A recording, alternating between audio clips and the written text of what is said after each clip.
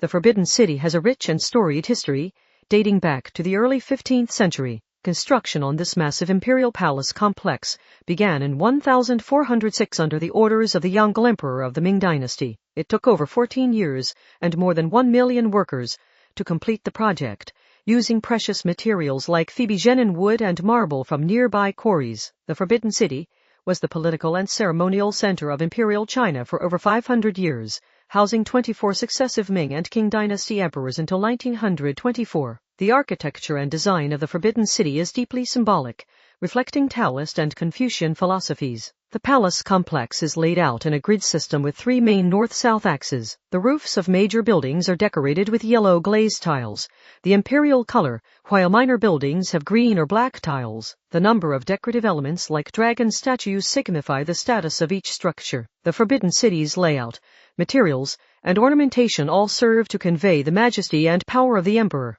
As the home of China's imperial rulers, the Forbidden City was the center of political and cultural life for centuries. Emperors held court, received foreign envoys, and conducted important ceremonies in the palace's grand halls. The outer court housed administrative offices, while the inner court was the private domain of the emperor and his family. Many traditions and rituals, from the emperor's daily routine to the selection of imperial consorts, took place within the Forbidden City's walls. The Forbidden City is now home to the renowned Palace Museum, which houses an incredible collection of imperial treasures. This includes over 1.8 million artifacts spanning painting, ceramics, jade, bronze, and more, dating back to the Tang, Song, Ming, and Qing dynasties. Many of these priceless relics were part of the imperial collections and have been carefully preserved over the centuries. The museum also maintains archives of historical documents from the Ming and Qing eras. The Forbidden City has had a profound and lasting influence on Chinese architecture, art, and culture.